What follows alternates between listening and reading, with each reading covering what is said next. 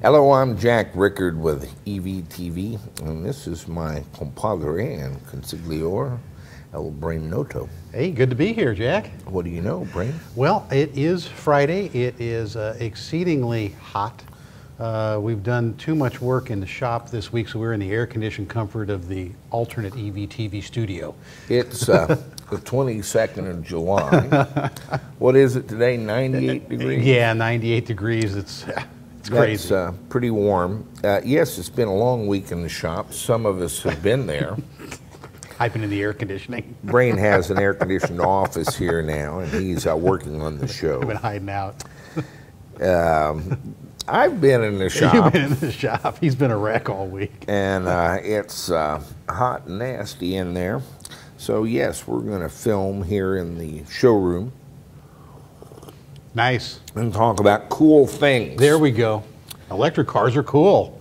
Electric cars are cool. What do you know about electric cars? Well, you know, interesting things are always happening. I guess it's not one of Rupert Murdoch's papers, The Guardian in the UK. I guess he's kind of in a bunch of hot water. Well, right but now. he gets a lot of good information from cell phones. He does. That's right. Don't use an Android or jailbreak your iPhone. Rupert will be on it. But the Guardian in the UK came up with a little article. It's kind of interesting, and I love how the British write. He said something about selling cars they need to flog. Mm-hmm. is how they term it. The English language, I guess, was created by the English. Well, so they say. So they say. So they're really talking about which came first, the chicken or the egg. Is the cars come first, the charge points come first? Well, it sounds like everybody thought that you had to put the charging stations up first. Mm-hmm. And what they found is that, like we've talked about to our viewers, that we're in an early adopter stage, mm-hmm. and that people really just go home and charge their cars, and it's kind of a waste of money at this point, and they back down from 7,500 charge points to 1,300 charge points, and just kind of backing off this, putting up an infrastructure first at government expense to get people to adopt electric vehicles. Brian, I am concerned. We've lived on the bleeding edge of technology since the late 70s. Right. That's what you and I do. I know, that's what we do. Internet first. Standardization is a good thing because it allows interoperability. Mm-hmm. It's a bad thing because it hampers innovation. Right, it kind of puts a cap on it. Yeah. And so it's a constant balancing act. There is a tremendous discussion across the United States, not some at the federal level, but primarily at states and municipalities. We have Portland, San Francisco, Houston, Chicago, and Atlanta all in a race to see who can be more electrical than thou, and they are spending millions of tax dollars on these programs. Yeah, there's a lot. Here in Cape Girardeau, we're a small town, and we do things somewhat smally. And so we have a new federal building here. Yes. And it has four charging stations for electric vehicles. This makes no sense at all from a number of perspectives. Number one, Cape Girardeau is 4.5 miles wide and 6.5 miles long. Yeah, it's almost an island. Yeah. Number two, the charge stations they put in are J1772, yes. 1998. 1998, the little flat paddles. That's the Avcon paddles, yeah. Which no one has anywhere anymore. There are no cars. Nope. With the Avcon paddles. No, I was thinking if you get two, you could, maybe clear. Yeah, you might be able to get a heart started with these things. But you're not going to do anybody in an electric car any good. And that is money spent of our tax dollars for 4 totally useless pylons hooked up to electric. Yeah. That we didn't need in the first place. No. And are the wrong kind anyway. You couldn't use them if you, and everybody just parks in front of them anyway. So even if you had an electric car, and the off chance you could charge, you can't because people are parked in front of them with their gas-powered cars. I would sincerely like to see some of the debate about infrastructure for electric cars to occasionally, just as leavening in the bread, Right.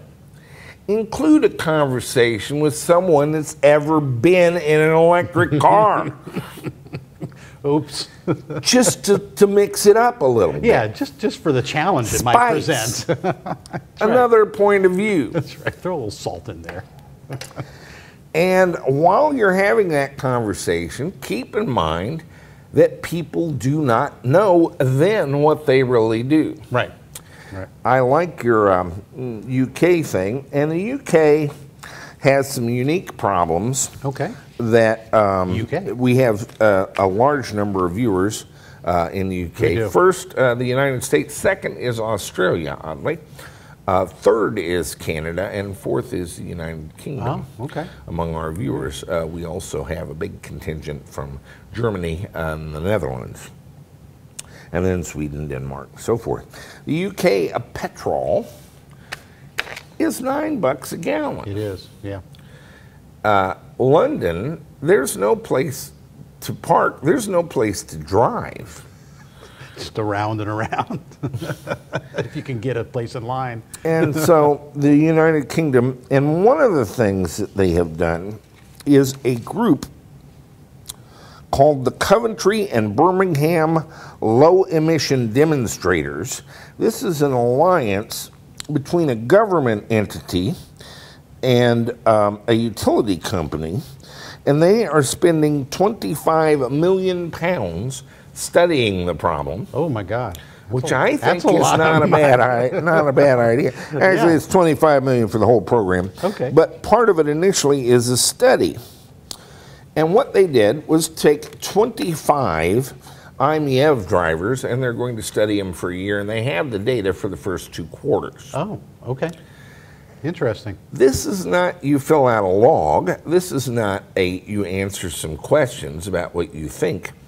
This is a satellite data gathering system that has a black box in the car. Oh. And it tells where they went, how far they went, when they charged, when they discharged. It relies on no one's memory. Okay. It's real data. That's real data, yeah, yeah. And this is the real world, at least in England. Okay, okay. Now, the first thing that jumps out at you is something that airplane guys know, and people with cars don't. You can have 6 guys on an airplane, and you can work out a very elaborate system for working out who gets it when. Okay, okay. And 6 months into it, you find out you don't need it. You don't need it. Any of the 6 of you can go out to the airport, get in the plane, and fly away, and keep it for days and bring it back. You don't need this big scheduling system. You have to schedule a meeting every year to get to see the other guys. Have a beer with them. Because 95% of the time with 6 owners, the airplane sits in a dark hangar. Yes. Unoccupied, what they found in the first 6 months, 25 IMEV drivers, 97.2% of the time, the car's not charging, it's not driving, it has no one in it, it's in a dark garage. It's just alone, it's lonely. Cars are actually very lonely beasts. Now, since a good part of our life involves a car, we think we use a car a lot. Oh, we're always in a car, yeah. Yeah. We're driving around. I just practically live in a car. Yep. No, we're not in the car's world. We're not even a frequent visitor. They don't really get to know us. We're at not all. paying them enough attention, huh? That's right. In their little reptilian brain, occasionally somebody comes, but not often enough that you would actually get to know who they are. 97.2% is the figure. That's interesting. Guess how discharged the cars were when they charged. So when they plugged them in every time, how much battery did they need to fill up? I don't know, 70, 80%? 30. 30%. 30%. The average charge time is less than 2 hours and consumes between 4 and 6 kilowatts of electricity. The average trip is 20 minutes. Okay. And a significant number of the people didn't even bother to plug it in at night. They would charge it every 2 or 3 days. When they thought they needed to.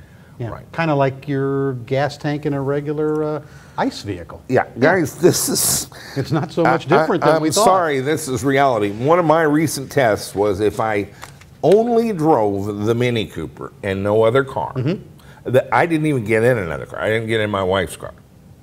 Okay. The only car I got into for a week was the Mini Cooper. And I went anywhere I wanted to go. No test driving, just your normal commuting, yeah. Yeah. The test was how many days I'd go between charges. My goodness. The first result was 6 days. You're now a daily charger. Well, it's got a 34 kilowatt hour pack in it. This car is mostly batteries. It's mostly batteries. I mean, I'm guilty of the same thing. We all need because of essentially bragging rights. That's what we did. Redux will do 150 miles on a charge. Do I need to go 150 miles in a Porsche convertible? Not unless you're. If I was going 150 miles, I wouldn't take a Porsche convertible if it was gasoline.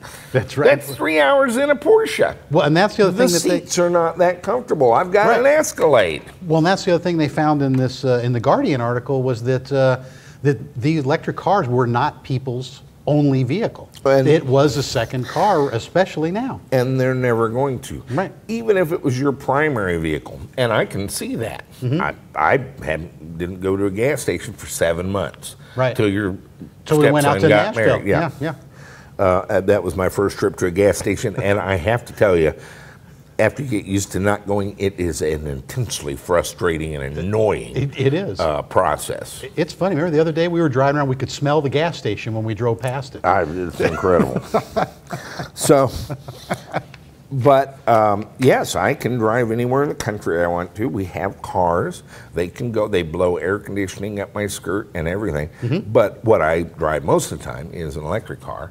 And aside from our test drives, that works out to 100 miles will get me about a week. About a week, yeah. Of driving. Now, I'm sure not everyone is in that situation, but here's 25 Mitsubishi IMEV drivers in the UK, and the data tends to support that. They were all enthusiastic and plugged in constantly to public infrastructure when they started. Oh. And they went away from it. They ignore it. Yeah, now they don't need it. It's not a factor. They can charge at home more than they drive, and they don't care anything about it. And that's our experience with the people that do. And you could say it's because they're chicken and the egg. There is no infrastructure. No, after 2 weeks with the car, it dawns on them that, hey, I charge at home. I got a full tank in the morning, and I only use half of it during the day. Yeah, why and I plug it in every day again at night. Yeah. I'm starting to charge every other day or every third day, so I'm not constantly keeping the batteries at the top. Yeah. After our secret Tesla paper, which is their lithium manganese batteries, which again are not the battery to use for an electric car, and they're going crazy with this stuff. But perhaps this would apply to LiFePO cells as well. I don't know that, but we know that the closer you are to 50%, probably the longer the battery life cycle. So why am I topping them off every night? No, you're actually doing yourself, your battery's a disservice. It very well might be. Yeah. Yes. Yeah. And so their average charge time was 2 hours, 4 to 6 kilowatt hours. And these people are driving anywhere they want to all the time. Interesting. And makes sense. They're going to have 110 of these drivers before the program is done. It's kind of put together by Aston University is doing the data collection for them. It's done with satellites and, like I say, wireless black boxes in the cars, and so it's actually reliable data. It's real data, and not relying on you jotting it down. Does it apply to commuters in Atlanta? No, it doesn't. But again, you will be surprised. That I can see charging infrastructure at the employer Sure, you're there That makes all sense day long. because you're there for 8 hours. Right, you're there all day long. Yeah, makes sense. And if you do have a 50-mile commute, this would be a very good thing. Right. Now, what other kind of charging infrastructure might be valuable? Well, I would say then something that could charge you faster. Well, yes, if we were going to use an electric car, and I do not need to, but if you wanted to go from one city to the next, this is already done. There's no science required. The batteries we have in these cars are theoretically capable of a 3C charge rate, meaning you can charge the pack in 20 minutes.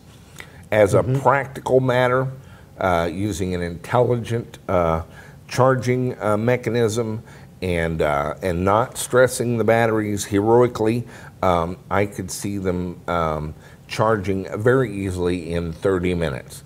About the amount of time it would take to stop and get a cup of coffee. Right, and a Twinkie. Or a cup of tea.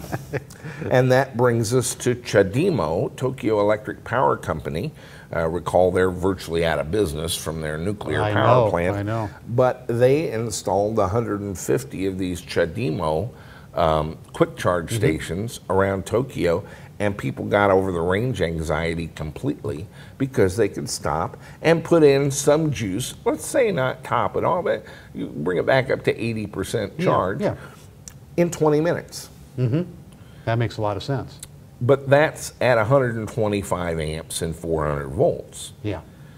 And we don't even have a level 3 standard yet, right. in the U.S. yet. There are some CHAdeMO stations. There's one in Portland that's operational. There's one in Vacaville, California, that since it isn't NEC approved, they've got a yellow ribbon across it and don't let you use it. Oh, no. And there's a handful going into Chicago, along with hundreds of level 2 charge stations that nobody needs.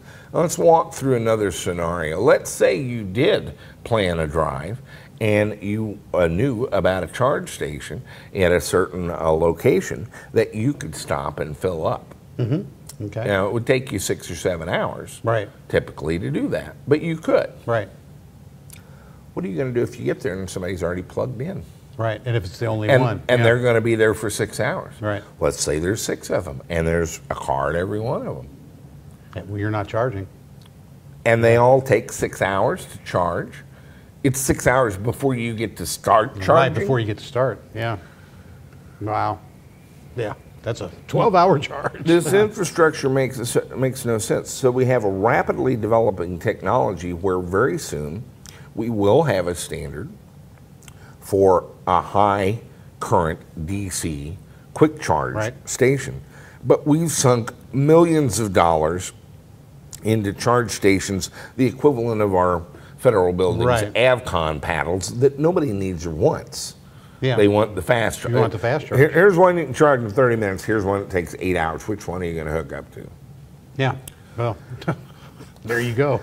Duh. Yeah. So just the thought process going through this, and I'm fearful of a backlash of spending millions of dollars and multiple media stories done of empty charge stations where they don't matter. No one can use or wants to use. Who should the charge station guys be selling charge stations to? I guess gas stations.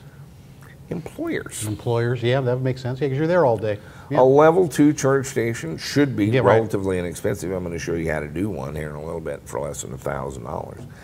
And they should be something like that, $1,200, $1,500. And your employer might want to have a dozen of these places where employees could conveniently charge. Yeah, you're there all day. Yeah. You might want to governmentally, if you want to encourage that, how about giving employers a tax credit for installing them? That would make sense. How about that? Yeah, give them some incentive. Now, if you drive to work and then the car's sitting there, part of its 97.2% is in the dark garage at the employer's or a parking lot with nobody in a car. It might as well be charging. Sure, so just sitting there, yeah. So why don't you give the employers a tax credit or a tax thing to subsidize employment charge stations. Right, yeah, no one's going to go to Walmart and plug in. You're in Walmart 15 minutes. What would it it do? doesn't make any sense. Yeah, you get a couple amp hours in. That's about it. And not like parking meters. If you did park, you're not going to be there long, and you're not even going to bother with it. Right. If it's free, you're not going to bother. Right, it's not going to even put the if plug we in. got to a situation where these are charge stations, it would not do. And by the way, in Israel, it's broken out in their main daily newspaper. Someone has finally blown the whistle on this fruitcake, Shah Agassi, and this Better Place. Better Place, and it happened right in Israel. This is it's not a Ponzi scheme, but it is the biggest scam in electric cardom. And what it is they want to change batteries, and they want you to pay them very nearly the same amount you pay for oil for the electricity. Oh, really? Yes, and it has always been this way. No one looks at both documents. They have a document for us, and they have another one for the investors. And they've raised quite a bit of money because it's a very attractive notion. You can get oil company type revenues, and the cost of the product is nothing. That's a big markup.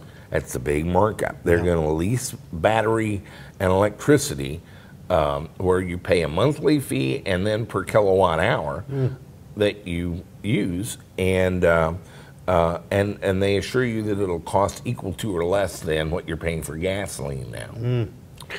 Well, a writer in Israel's main daily has blown the whistle on this. Really? Oh, man. And it's breaking out. I constantly get viewer things. What do you think about this? Well, in the first place, we can't have a standardized battery because each car is different. Right, just the configuration of the car, yeah. Half of our effort in converting cars is how to fit the batteries into the car. This one has curves. This one has different curves. There's not a place to put a standardized battery. No. Except maybe the driver's seat. Yeah. If I could get that seat, I could stack some batteries in it. And so none of this ever made sense. But you'd be surprised the people that think this is the greatest idea in the world. It made good animation. Yeah, it doesn't. Anyway, that's the cabled study. Speaking of government, I recently looked briefly, and we showed some tests of A123 cells. You know, on that Cobra, I thought about using these cells. Oh, the pouch cells, yeah. Yep, we did. And they would provide the power, and there would be a big benefit on the weight. Yeah, on the weight especially, yeah. I come up against this over and over. There's a reason Tesla can go so far, and there's a dirty little secret about their batteries and about the volt batteries. And the A123s are somewhat attractive in that they're not an oxide battery. Everyone thinks all the lithium batteries are the same. They are not. They're not, no. There are lithium oxide batteries and lithium phosphate batteries. Actually, there's some other types of lithium batteries, lithium polymer batteries. There's a number of different ways of cutting the lithium cat. We are very much in the camp of lithium iron phosphate batteries. The lithium phosphate, the whole phosphate family of lithium batteries normally exhibit a very high voltage, 4.5 volts. By using the phosphate series that's at the low end of it, and ours come in at 3.4 volts, right, is a fully charged lithium iron phosphate cell. You gain some stability and thermal stability issues that are profound, and the biggest one is that they do not release oxygen until about 250 degrees centigrade. Oh, man. Lithium manganese oxide and lithium cobalt oxide are not phosphate batteries at all. They're oxide batteries that give off oxygen at much lower temperatures. Okay. And they get into some thermal stability problems that cause fires. We just saw another fire. This one, the guy was injured. Oh, really? This was a University of Oregon solar car that had, using the little cells in a pack, and it burst into flames while the guy was in the car. Uh-oh. And it's not an easy car to get out of.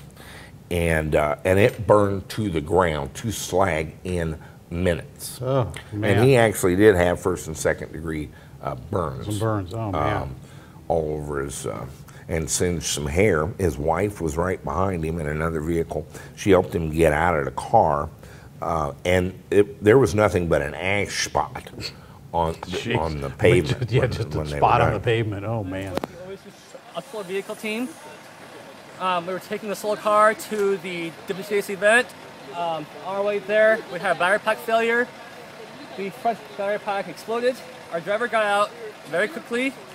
He had some burns on his arms and face. He's at Good Samaritan Hospital. He's fine now. What's his name? His name is Anik Sitz. He's one of the team members. We designed the solar vehicle so that the solar car allows the driver to get out within 10 seconds. He got out within like 2. He heard a pop in the front battery pack, which probably meant a single cell in the battery pack exploded and shorted. There's nothing our protection system could do against that. He stopped the car, popped the latch, he got out, which was what the car was designed to do. And as he was getting out, I saw pieces of the battery flying apart, like into the bushes. And you were in a car ahead. I was in the car ahead. I ran out. His wife and baby was in the chase vehicle behind him. It all got okay. As you can see, we used to have wheels and rims, and the fire got high enough to actually, like, vaporize the aluminum. I don't even know where the slag is at this point. The titanium is still intact, mostly, but there were solid pieces of aluminum that is completely gone at this point. So all your emergency systems worked? The emergency system works. Will there be a learning, I mean, yeah, we're never using lithium-ion batteries again. That's pretty much what we learned. What would you change to? We would go to a lithium iron phosphates from M23. They're designed, they do not explode. They can't get them to explode. Okay. You can shoot a nail through them or whatever, they cannot explode, which is good. All right.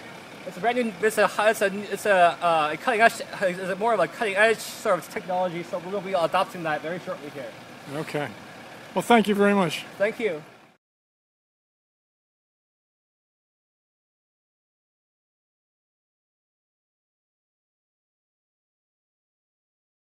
Lithium, manganese, lithium, and we've had fires with some of these other batteries. You can burn up a lithium phosphate battery if you overcharge it severely. Yeah, you got to really overcharge it. But you've got to do this for a couple hours at a pretty good current rate, right? Yeah, to really get it to burn, and that requires a BMS. Yeah, that's right. One thing we haven't had. To do that. By the way, David Andrea is on YouTube. He's already got 17 views. He's launched a anti-EVTV video series offering his expertise on batteries. Oh, okay. It is a hoot. I recommend it to everybody. If you want every single myth and misinformation about batteries in one place, in one spot, you have to see these videos. Go ahead, guys. This is the guy that caused A123 to not sell to custom cars, one-offs, and so forth. Told Brian, voice phone, that this guy was the reason. Yeah. And they thought that that's why they lost the Volt contract. Yeah, it was over that incident. That was David Andrea. He sells a BMS called Lithium. He now has a video series, and it's hilarious. One of the reasons he cites as a reason to top charge is because you get more power that way. See, if you charge one cell to 4.2 volts and another one to 3.6 volts, then you can take those voltages and multiply them by your number of amp hours, and that's how much power you have. You don't have to divide by pi or anything? The man is designing a battery management system and is selling it, and does not know the difference between a charge voltage and the cell voltage. As soon as you remove the charger, of course, the cells fall gonna to fall. below 3.4 volts in all cases if they're lithium iron phosphate cells, and there's no difference in the amount of power out of it. The man does not even know what voltage is charging the cells, what he's looking at. And he's designing and selling for thousands of dollars a battery management system that is burning cars to the ground because of this. He does not understand the basics of battery charging that any kid with a flashlight would know. And that's where we're at. In any event, I wound up with this A123 thing, which is a phosphate battery. Oh, okay. And it has a pretty good power density. It has pretty good energy density. If you vary the thickness of the active material on the foils, if you make it thinner, you lower your energy density, but you make it easier for current to get through the active material, and so you have a higher power output. Power, yeah. Of course, if you make it thicker, then the amount of power you can put out diminishes at any one time, but you have a higher energy level. Denser, yeah. They've done some things with some nanoparticles that have made a very powerful battery with an improved density too. And so I'm attracted to these cells even though they're 2.5 times the cost. However, A123 will not sell them to me. And so I've got two groups in China that will. Right, right. Yeah. OSN Power and GTM Battery. And they're still between 45 and 50 bucks per cell, but they get them shipped from Korea, which is where they're actually made. They're made in Korea. Our American battery manufacturer really makes them in Korea. Oh, jeez.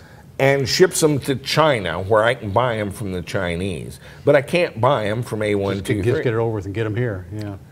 And so I wrote a hilarious letter, which I'll put on the blog, to our congressman, which is a woman named Joanne Emerson, and she has replied. Would you elucidate us as to what Congresswoman Emerson has to say about this ridiculous situation? Unofficial letterhead, the Congress of the United States. Dear Jack, thank you for your letter last month explaining your continued issues buying lithium batteries. I was happy to hear from you, but am disappointed to learn you are still having problems with this issue since I visited your facility.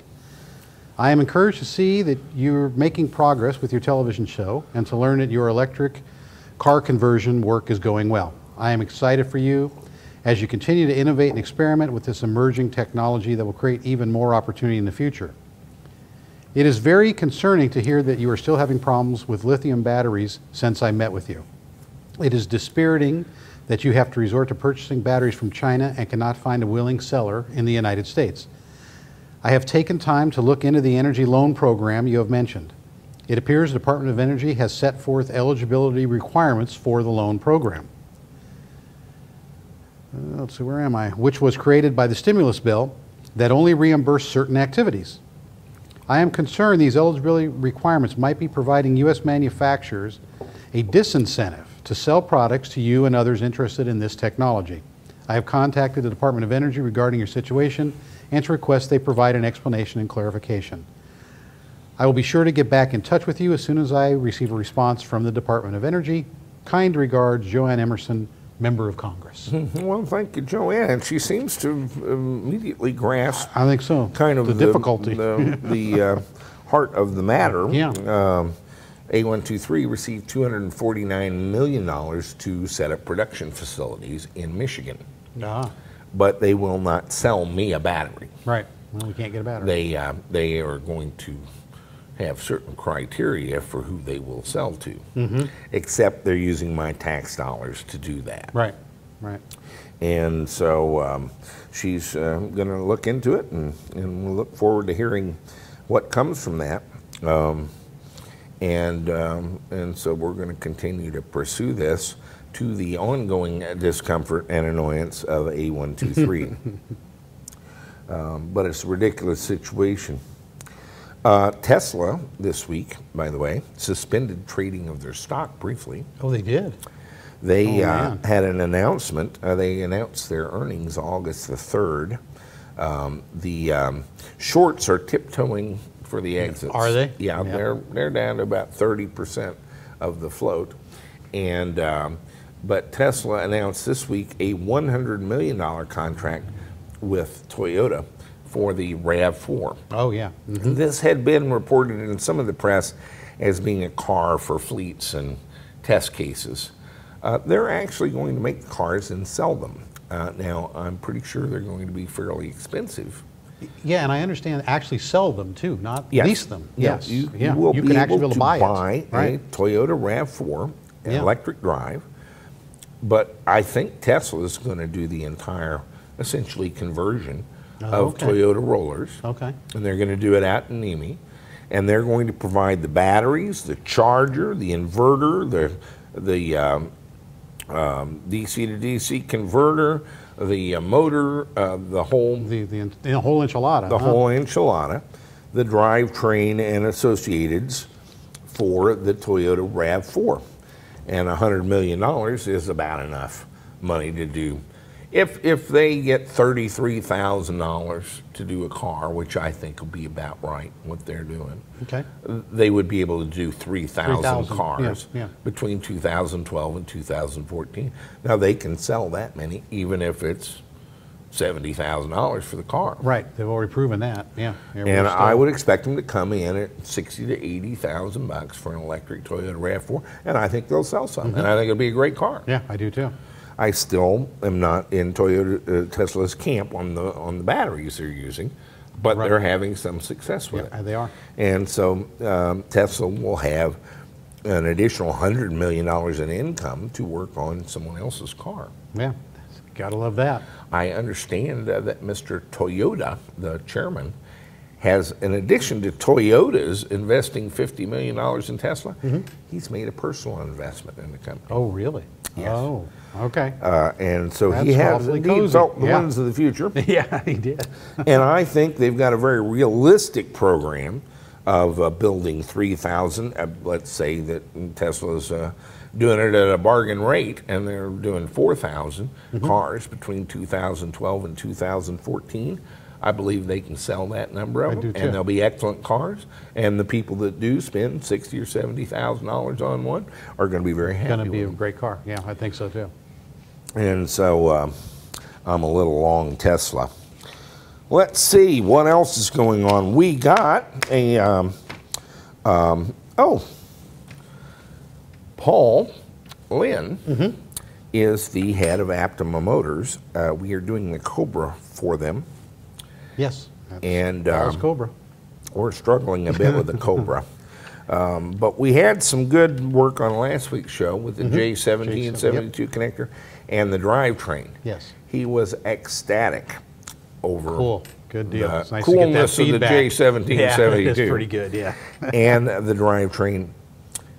He is going to come to the convention. Oh, good. I know he was kind of teetering, so he's come over, huh? Oh, He's, good. He's come He's over. on board. All right. And we're going to certainly try to have the Cobra rolling. He really wants it to be painted in the interior end by September. 60 days. We'll see. That's cutting it close. Yeah. And I think Brian's going to have some challenges. We've never done a car in the raw like that. We always have them painted and the interior's done. And this was he and Paul's concept. He had to was send us a send real us roller, a yeah. real roller pre-paint Yeah. to save the paint. I think they would have done a better at touching up the paint after we got done, Yeah. which is kind of what we do. He's going to have some challenges working. Yeah, taking that some of car. the stuff apart. Yeah.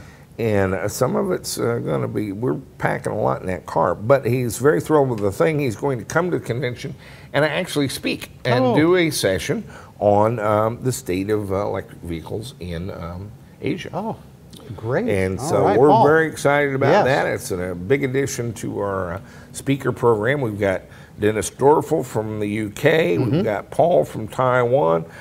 We've got a Russian from San Francisco. Oh, that's right. That's right. Who's going to wow you with some charger developments.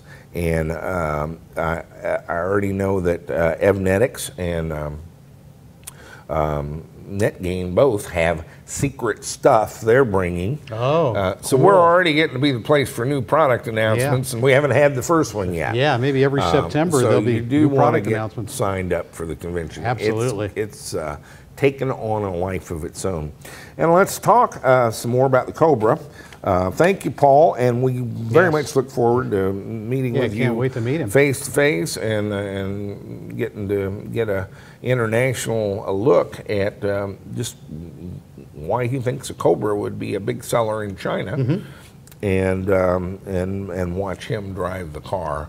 There you go. We'll put him in the drag race or something, and watch him open it up. And in doing that, we've gotten a little more progress. We have received from Summit Racing, who is a dealer, for Lokar. Now, Brian, you were a car driver, different kit car magazines.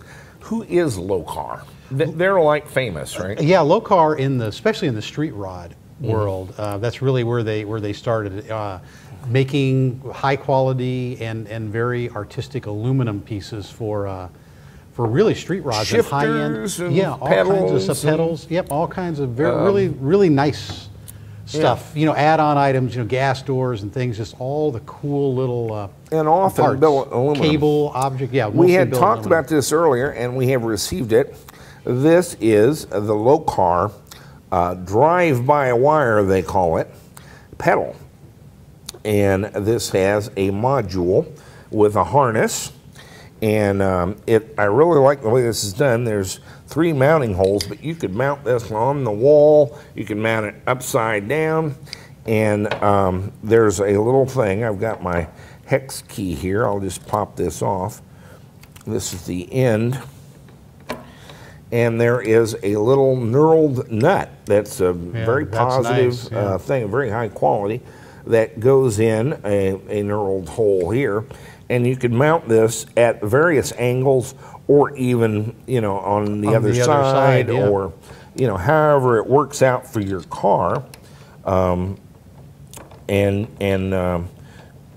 you have a lot of mounting and installation options.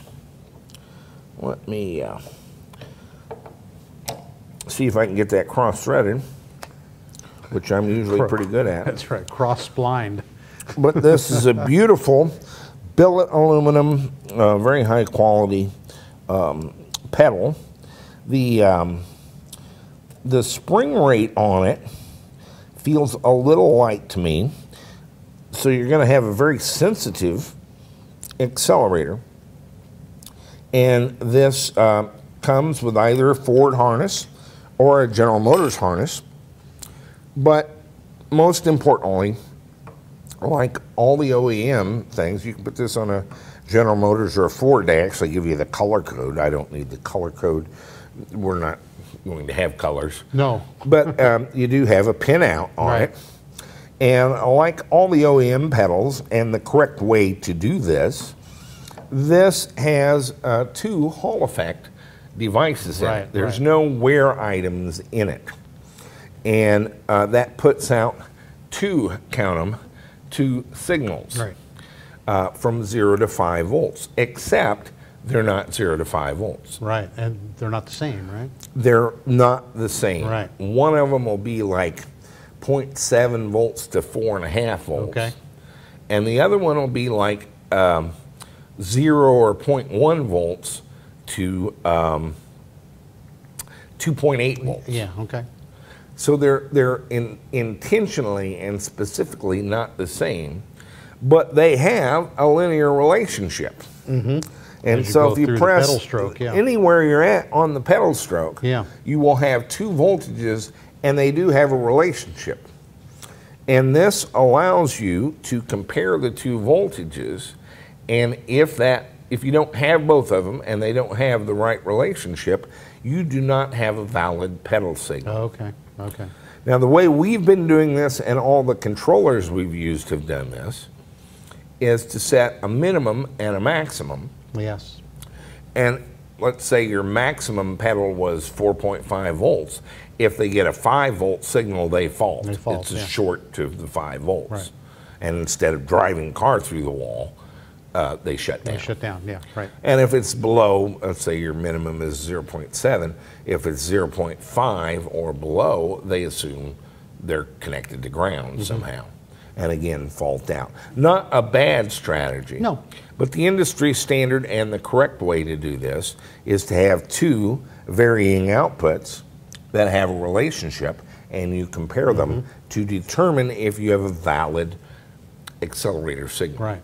Yeah, that's safe. That's good. Now, I have a very strong bias against the potentiometer boxes because they can fail, because they're not safe, and because they wear and you wind up with funny spots in your accelerator. The Hall effect pedals do not have that wiper on a ceramic material. Right. And so they don't really make contact. This has a very light feel, so it's going to be a very sensitive pedal.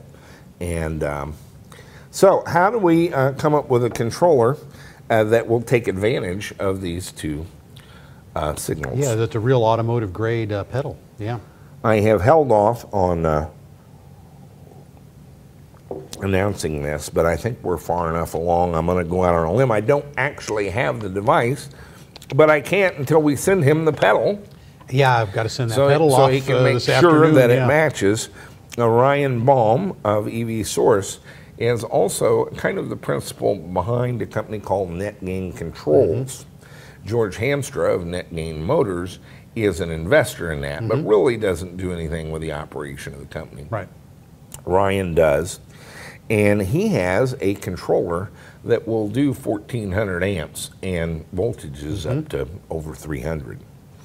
And I found this interesting, but he's always insisted on using his pedal. Right. And the reason is he actually does it correctly using the two voltages. Using the dual signal, yeah. And there wasn't that many, so he had it done with one pedal. He's kind of opening up that. We actually got one of these a year ago and couldn't use it because his pedal couldn't be mounted in the Porsche Right, we couldn't at all. mount it in here, It was no. a fixed mounting pedal. Right. It didn't have this knurled thing and the ability to mount different ways. Right. It was a Toyota Prius pedal is what it was. Yeah. And I had bought one from him to look at, and he filed off the part numbers and stuff because of, he said, a liability issue. I went and chased down the spec sheet on the Toyota pedal and gave it to him and said, here's some better directions on the pinout and so forth you might include Try with this. And but we could not use that pedal. Right. This just couldn't one mount it. we can on the Cobra and we could on a Porsche. Oh yeah, absolutely. And so we're probably going to get a couple more of these and maybe renovate some of our older cars with it. I think it's gorgeous. It's very light, and it does the... this thing moves too a little bit, so as your foot goes through the stroke, it keeps it real smooth. Yeah, that's nice. They have several different styles. This has the rubber and billet aluminum, which I think is gorgeous. Yeah, we got the largest pedal surface here. They have some smaller ones. You can pick a few different ones, yeah. Ryan is working on kind of a Generation 2 of what they call the warp drive. The warp drive, okay. And so we may have some surprises to talk to you about and maybe a little higher power than you're quite used to talking about with this controller. Cool. And so we're going to do a new controller. There's like 3 guys on EV Album that have used it. I've talked to one of them and he's very happy with it. Oh, the first generation? Well, there's been some firmware changes along the way. And keep in mind, we're going to be fairly gracious with this controller. It's kind of like Bruce Sherry in the State of Charge had.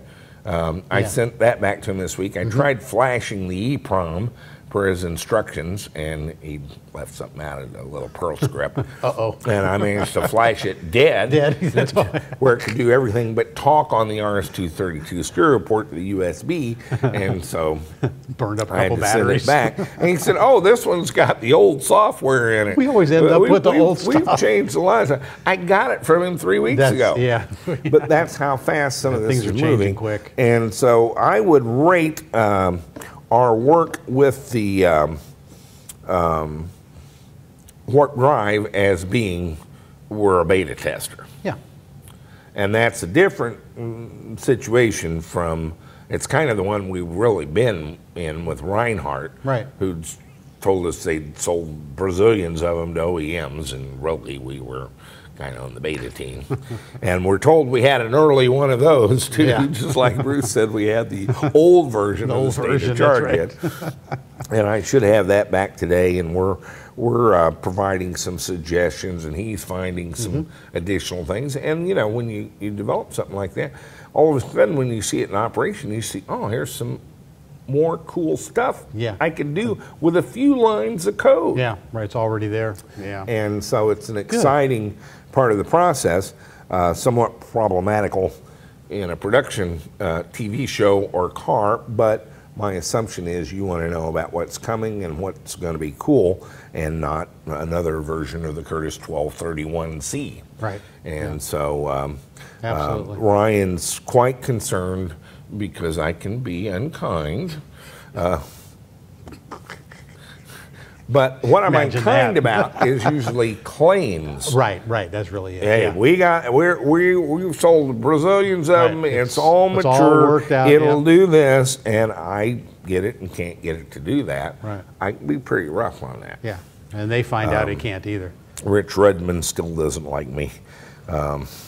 But me and Bruce are getting along famously. There you go. He's a very bright guy, and I think he's on to something that I don't even know what that device is going to wind up being able to do, because he adds something every time we talk, and the next time we talk, he's added something that we didn't even talk about. Right, and it's been working in the right direction. He's got a lot of good ideas, Yeah. and he's and so that's, and a lot of it has to do with the Rudman regulators and stuff I'm not too concerned with, but still very interesting developments, and we're going to be in kind of that posture with Ryan Bohm and Net Gain Controls, which is what they're calling the company, and their warp drive. But hopefully we can work that out. Get where we can flash the software pretty easily, without and, dropping the whole thing off the planet. and continue. Anyway, this is the pedal that we have selected for the car, and I think it's terribly cool. I like Summit Racing for one thing. We get all our cooling system components from Summit anyway. They get stuff here in a day, 2 days. Yeah, a lot of our AN fittings and stuff. Yeah, the AN fittings and hoses and. You know, a lot of these high performance parts, you know, And so I think we're going to see a marriage in some of these basically hot rod or custom car suppliers are going to start carrying things that we need that we can use. Yeah, absolutely. And this is and a Hall effect pedal. a One billet of them. aluminum Hall effect pedal with the two proper signals. This thing articulates. It goes this way. You know, it's a little bit light pressure, but that's going to make a very sensitive thing. Paul, you're going to just rest your foot on that and go through something with that 11 HV and this warp drive part duh. Yeah. This car is going to be dangerous. Yeah. I'm struggling to work it, and then I'm kind of struggling to picture somebody driving it and not hurting themselves. And so that's the deal with the pedal and our announcement on the controller. And I hope you'll bear with us. This is going to be a little bit experimental. I don't expect to get it right the first try, but I think ultimately that combination of a net gain 11 HV, if I can get enough cells in that car, and the warp drive, and if we can stay under 3,000 pounds, I think this is going to, this Cobra is going to be somewhat venomous, a little bit deadly. And certainly cool with our J1772 thing and our aluminum pedal and so forth. I think so. That's what we've got going on. Speaking of cool, and my work day getting easier. Last week, Eric Chris, of course, gave us a tour with his Speedster. That was very, very nice. I bumped a video I had because Eric kind of played in with the Sinopoly Battery With the Company battery, interview, yep, which yep. was bizarre. It was narrow. It was confused, but we got to look at the I got to batteries. see the batteries, yeah. And so I ran that, bumped this guy to this week, Richard Rodriguez of San Diego, in a Porsche 914 Yes. in baby blue. Let's have a look. All right.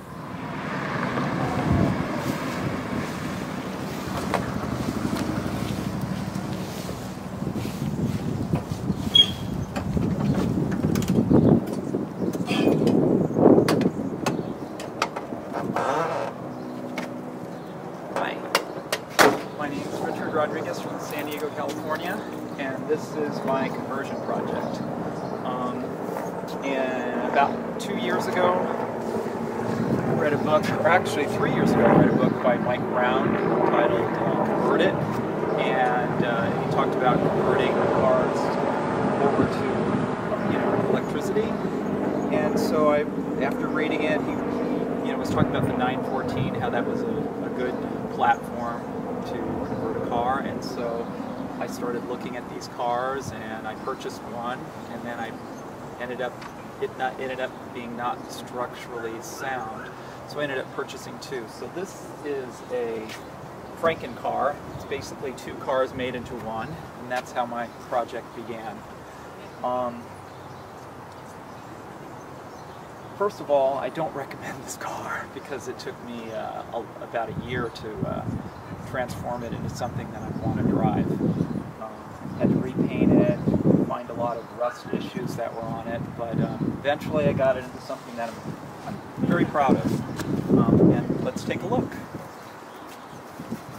I'll go ahead and pop the roof off first. It's a little easier to see.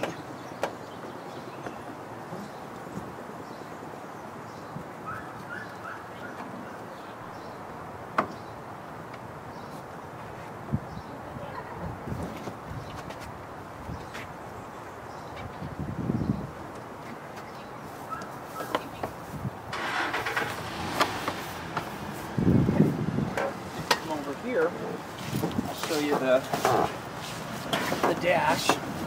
First I have just an analog voltmeter, amp meter, and the Xantrex Link Pro that Jack recommended a while back. Now he's moved on to other things, but I still am very happy with this. I can get amp hours, volts, how many amps. I pretty much just use this as amp hours. I use the amp meter to measure amps, and the analog voltmeter to look at volts. Turn the key on.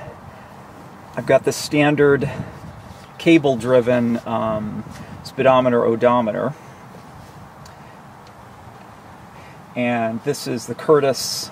I think it's 840 gauge, and I usually use this as my tachometer. It also gives me motor and temperature control. Motor and controller temperature is what I'm trying to say. And a stereo, and this is buttons for a heater, and that turns a stereo on there. And that's my simplified dash. I don't have a air conditioning, but so it's quite different from a standard Porsche dash. Usually there's a big giant tachometer here, and then you have your pressure gauge, oil gauge. So I pretty much modified the dash for what I want to do. But that's one of the disadvantages of the Xantrex Link Pro is you have to press one of the little menu buttons here to turn the lights on. Turn that little, so now you can see the gauge right there. So if I have this off, then you were able to see that gauge. But what I did was I added an LED light underneath over on the top here. You can kind of, if I flip underneath you can see that strip of LEDs underneath the dash. And so what that does is it just kind of lights up the whole instrument panel, and so now I can see all the gauges. The blue light that I'm using for my car hits the orange needles and they kind of fluoresce, and it's, I don't know, I kind of like it. But now I can see all the gauges easily, and I don't have to worry about the fact that the Xantrex Link Pro doesn't, has that stupid push button light. And I'm very pleased with this. It looks, it does the job for me anyway. So all the dash, instruments I can easily see driving down the road at night now. Part of, the problem with an electric car, of course, is you have limited power. Well, not some of the projects I've been seeing being done lately, but in my case it was limited power. So what I did to lighten the car is I used fiberglass hood, fiberglass bumpers, and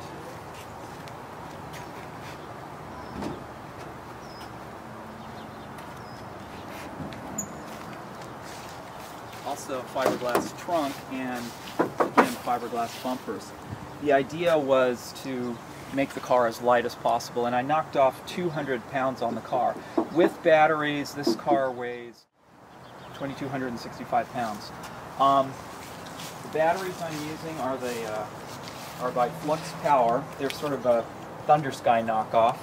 They're 200 amp hour cells, and I'm using the high performance EV motor. High performance 50 EV motor. That's that AC 3-phase induction motor. And I have 20 batteries in the front here, and I do use an auxiliary 12-volt battery, the gray one over here.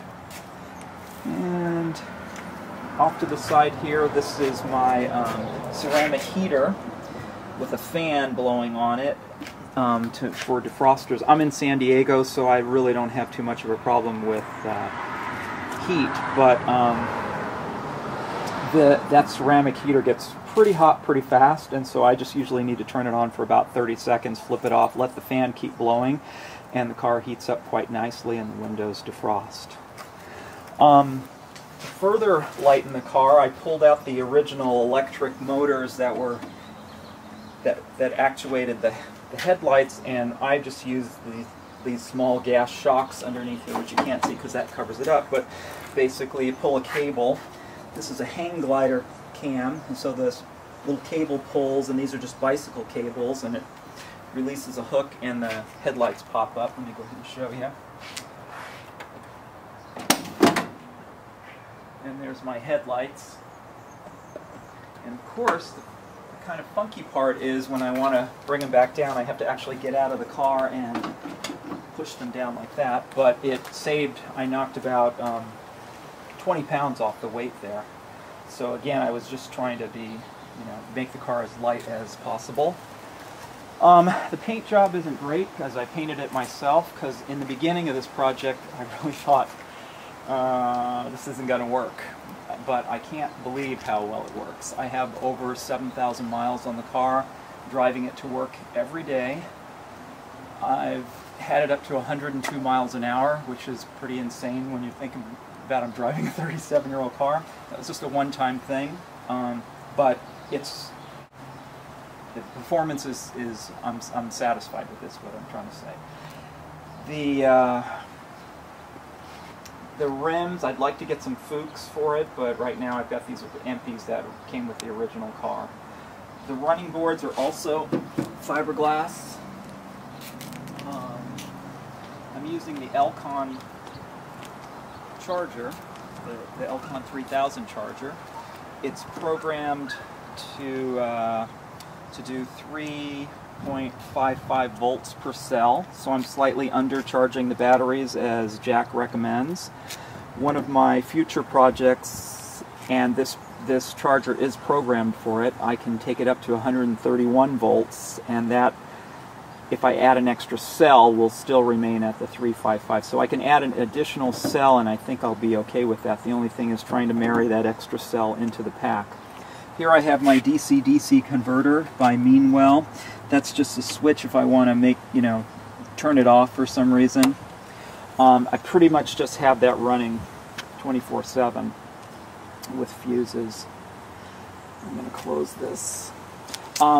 to charge, I don't have a J1772 plug. I have purchased one, and I bought the diode and the resistors that Jack showed how to wire up, but quite frankly, I really haven't had any need for it. I run 220. The beauty of this charger is I just have a plug. You know, I have these adapter plugs, and I can run 220 or 110 off of this. I have another 110 plug, but it's in the garage right now. But I just usually, you know, I drive it around and I come home and I plug the car in. I don't really ever have to go to a charging station per se. Hasn't been necessary.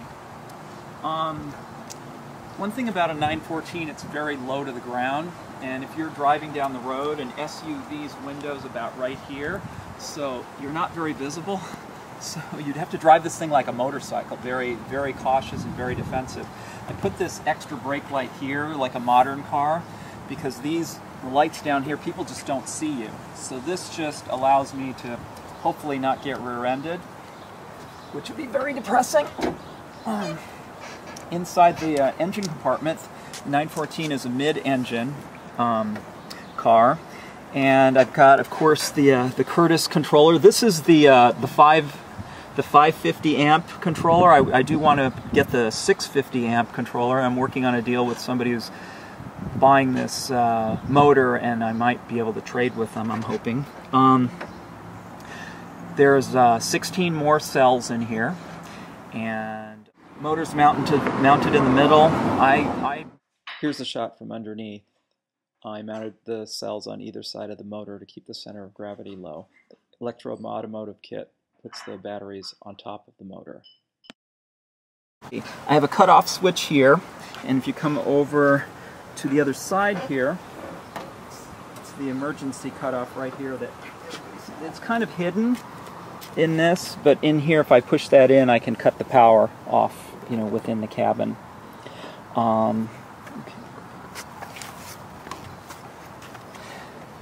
I actually have threaded rod and aluminum plates on either end of the batteries, because originally the idea was that the batteries tend to expand and you want to keep them compressed, but now I guess things have changed, and so as long as you don't overcharge the batteries or over discharge the batteries, that's not as important. However, you know, as my construction has gone, that's how mine is set up. And it holds things in place. Everything's, you know, very stable. And so that's all good. Let's see, this is a shunt for my Link Pro, and I also use it to run the analog amp meter, which essentially is a mini voltmeter, really, but it's giving me amps. Okay, so over here I have just a PB6 pot box.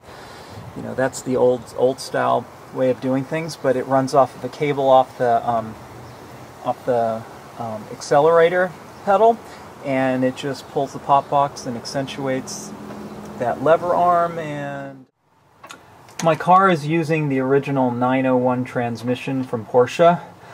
It's a 5-speed transmission with the following gear ratios. First gear is 3.09 to 1. Second gear is 1.88 to 1. Third is a 1.26 to 1, and fourth gear is 0.926 to 1, and fifth gear is a 0.71 to 1 gear ratio. I believe Jack had for fourth gear on the Speedster, he had a 0.7 to 1 gear ratio, and then he ended up changing it to a 0.93 to 1, and that makes a lot of sense to me because I pretty much do use fourth gear on the freeway, and rarely do I shift over to fifth. But with the 5-speed, I do have that option, which is nice if I'm going like really fast, you know, over 80 miles an hour. It does prove itself to be useful. Here's the adapter plate right here that adapts the transmission, and there's a hub inside here, of course. And the flywheel I had lightened by a machinist. The Porsche flywheel is a one solid piece, so you can't take the starter gear ring off like some flywheels have. You actually have to have it machined off. And I went from I don't know, it was a 17 or 18 pound flywheel down to a like about a 10 pound flywheel. So that helped to enhance the performance. As far as enhancing performance, one of the things that I did do that made a huge difference was alignment. Jack mentioned this one time, but it was a huge difference. After having the car aligned, I think I saw about a 10% enhancement in efficiency. You know, especially on an old car, you know, these things are so out of whack. You know, in the beginning, the amount of energy it took to take the car down the road was much higher. It's over time, things loosening up. It's really improved quite a bit. So get your alignment taken care of once you get your car running, especially if it's an old car. That's a really good suggestion. And I just wanted to add that I have a fairly large heat sink on here, and it has worked fine for me. The Curtis controller has something called thermal cutback, but it has never been an issue except for on June 26th I went out to Laguna Seca, and at that point I did reach thermal cutback. And so, Jack, your idea of the water-cooled heat sink is good for people who like to race their cars. For me, just commuting to work and back and forth, it has not been an issue, but when I try and push the car to its limits, then yes, it did become an issue. You know, it was pretty hot out at Laguna Seca. It was probably mid-afternoon. Things started to heat up. There's a thing on YouTube where a Nissan Leaf passed me, and part of the problem was because the car was starting to overheat. So that is one thing. This system I have here with just the passive airflow, you notice the fins are mounted vertically like this, so just through convection the heat rises, things go up through the top, and it's worked fairly well. But if you're going to do anything like Laguna Seca, you have to, I think, in my opinion, use the water-cooled system. And someone in the Kick Gas Club has, his name is Jack Harbour, just done a very interesting setup where he did add water cooling on he has a Curtis controller on a DC setup, and it did make quite a difference in keeping his controller cool. So, car does not have a battery monitoring system. I just undercharge the battery slightly as Jack recommends, and I never discharge the batteries past 80% depth of discharge. So far that has worked out very well. I've got over 7,000 miles on the car and virtually no problems. I'm very pleased, and again, I can't believe how well the whole thing works. And this is something that I really believe anybody can do.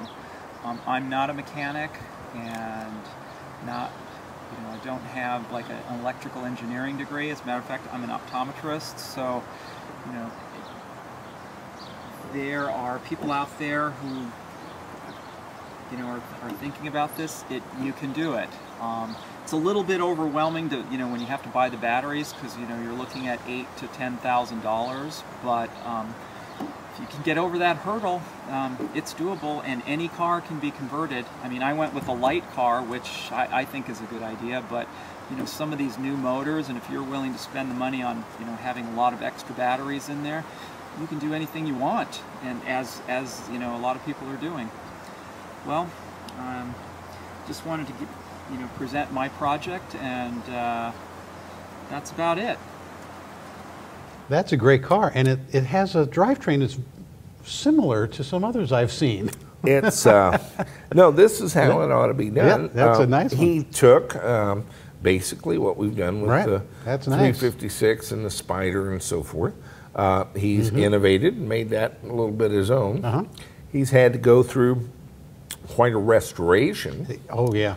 But that 914 has long been a favorite of converters because there's so much room for batteries. Yeah, it's got that mid-engine layout, and there's a lot of room. Yeah, a lot of room. Very cool. It's kind of like the Spider. Yeah. And I think he's come up with a good mix. You made a lot of excellent choices.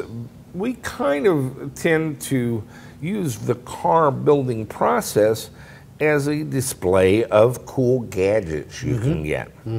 You don't have to put all of them on one car the way we do. We do that to show you the technology and the products. Right, as they're coming along.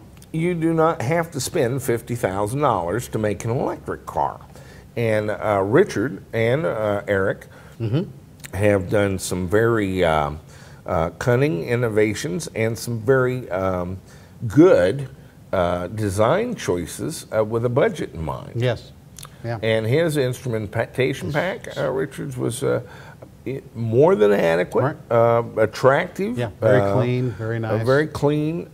He's done a lot of things right with his car, and he is bringing it to the convention. Yeah, that's what I understand. That's going to be nice to see. And we look forward to meeting Richard there and seeing the baby blue Targa. That's right. 914. But do you understand what's going on here? Eric Chris is bringing his Speedster. We have two Speedsters and a Spider. Right. Dwayne Ball is bringing his Porsche GTS, the 64 Chuck Beck replica of the 904. We're going to be, if nothing else, the largest gathering of electric Porsches ever assembled. That's right, in the world. In the world. with just 6. We're going to have plenty of cars that are cars. Porsches. Of course, Fred Baining is bringing his Bug-Eye Sprite. And we've got a number of other cars coming. I'm hoping Brandon Hollinger brings out his Miata, that he's wrapping up. But we have a number of cars coming, but it's going to be a lot of electric Porsches. Yeah, a lot of electric Porsches. And I can't wait to see Richard Rodriguez's electric Porsche. Brain, I had promised a J1772 build. Yes. I'm not going to do it. Okay. Because it's a lot of cutting of holes and drilling holes and stuff that nobody needs me to show them how to do. Instead, let's pile up the parts I've found and give them the basic theory of operation and show the individual parts. And I'll leave it to you to do the basic wiring and hole drilling. Yeah, okay. Yeah, we won't bore you with that. It's not going to be fun to watch. Let's take a look at that. All right. NetGain Motors, home of the Warp, Transwarp, and Impulse motors, introduced the improved Warp 9 motor.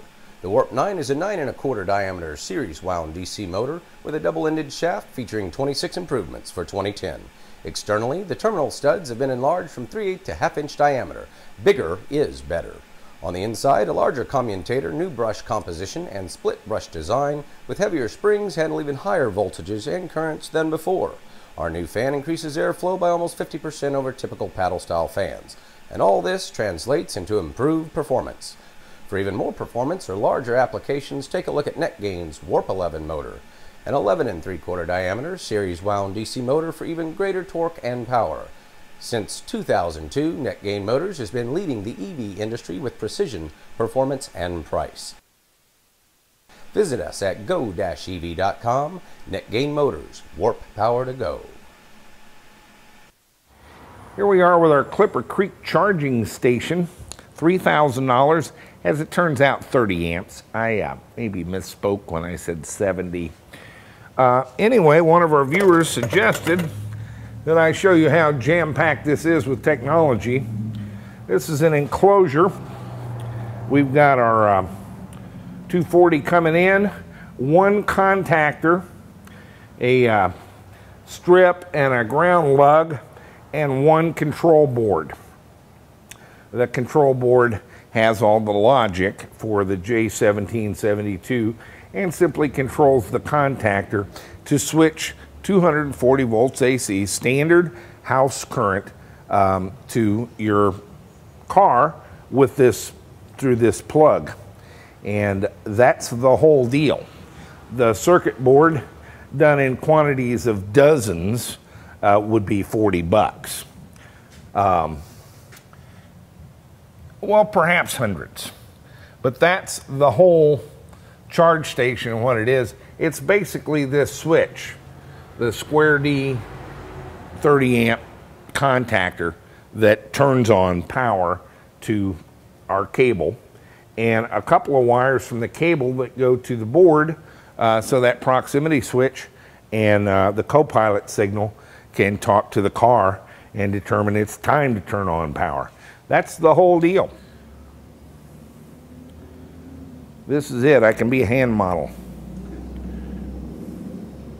This episode of EVTV is brought to you by the Winston Battery Company Limited, makers of high-capacity lithium yttrium rare earth cells, including the popular 160 amp-hour model featuring cycle lives in excess of 5,000 cycles when discharged to 70%, the longest useful working life of any available battery of any chemistry. A leading battery technology scientist, inventor, and entrepreneur since 1995, Mr. Winston Chung envisions a new world of clean electric power for the dawn of a new era of electric vehicles. For your next electric vehicle design project, contact Winston Battery Limited. Energy for a bright future. Before we go forward, I neglected to mention on our beautiful accelerator that they do not precisely pay you to haul it away. A lot of people like to know what things are. The throttle itself is actually fairly reasonable, $108.99, but the module is $324.95, $433.94 for a gas pedal. But it's a very nice one, and we like it, and we're probably going to use a lot of them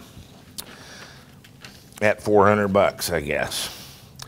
Let's continue to talk about J1772. By far, the most expensive components of a J1772 charging station is this, a box, preferably a metal box, and ideally a NEMA enclosure, NEC and UL listed. I'm going to show you the pieces that you would need to make one that would actually be legal, and we're going to talk a little bit about hooking up. The other piece that's quite expensive is the J1772 plug and cable. This is a very nice 70 amp version with 8 meters of cable. That's about 25 feet of cable, and the connector that I get from a woman who calls herself Sharon, but she's Chinese. She's with Chinook, and we have terrible times getting delivery. DHL doesn't want to deliver, and then she got into a thing with FedEx and a customs thing. But this is $175 plus about $25 in shipping. The other component that we might want to have is basically, as you saw on the Clipper Creek, a switch. This is a much heavier, a 90 amp hour or 90 ampere contactor, and it's 3-phase, which we don't need, but we'll take. It's okay not to use one of the phases. So let's go over a little bit about what we're going to do. I got on eBay and tried to find things that, you know, people who have stores and have a lot of them or sell them regularly. And the neatest one I found for the project is a GE S&S reversing motor starter. You see, the guys with industrial motors have kind of the same problem as the charging people, except they've been around a lot longer, and so the stuff is not expensive. This enclosure came with, because it's a reversing motor starter, which uses a contactor just like we need. This is a 90 amp contactor, and it actually came with 2 of them, so I can use one on another project, and an overload circuit breaker that, would you believe, is adjustable from 58 to 72 amps, and we're not going to use this at all. And we're not going to use our second contactor at all. I only need one of the contactors. This was $299 plus $43.44 shipping for $343.43, and has an enclosure which is lockable and approved, with 2 contactors and a overload circuit breaker that comes with it, and a sack full of assorted hardware. The key, I don't even know what all's in here, and it doesn't matter much. And there's a gasket, which I've just snapped, and a little plate for the bottom side of this thing. And you would mount this on the wall and mount the contactor inside of it. And that's basically what we're going to have, is a box, a cable, and a switch. And that's your J1772 charging station. But we're going to make it fully compliant and fully legal. Let's talk real briefly. Bear with me, of those who know. This is a poor depiction of your wall panel in your garage, typically, certainly in your house. You have 3 great big fat black cables, usually with aluminum, but sometimes tin copper, but heavy gauge cables that come into the top of your box. One of these is ground. In Missouri, that has to be tied to a water pipe within 6 feet of the entrance of the building. And that's because the water pipes are all a good earth and extend for miles. The other 2 cables are each 120 volts AC. We call this split phase, and for residential installations in the United States, almost all, certainly electrical boxes installed in the last 30 years have used this. It's 2 120 volt independent circuits, and they're exactly 180 degrees out of phase. And one of them connects to the bar on the left side of your box, and one of them connects to the bar on the right side. And usually on both sides there will be a bare metal bar with screws in it that connect to the box case, and that's a ground lug bar, and the ground connects to that. For 220 volts, which you'll need for your J1772, well, let's say for any circuit in your house, if you put a circuit breaker and that circuit breaker contacts one but not both of these bars, that'll give you 120 volts. And so you'll have typically a white wire, which is your neutral, that ties to the ground bar, a green wire, which is ground and ties exactly the same place, by the way, and a black wire, which connects to either one of these. If you buy a 240 volt circuit breaker, and these are readily available, up to about 100 amps, and 100 amps is kind of hard to find. 60s are very common. I use them with spas and so forth. And there'll be 2 circuit breakers side by side with the switches ganged. But the way they work is when you slip them into the panel, one of them connects to this 120, that bar, and one of them connects to the alternate bar for its 120.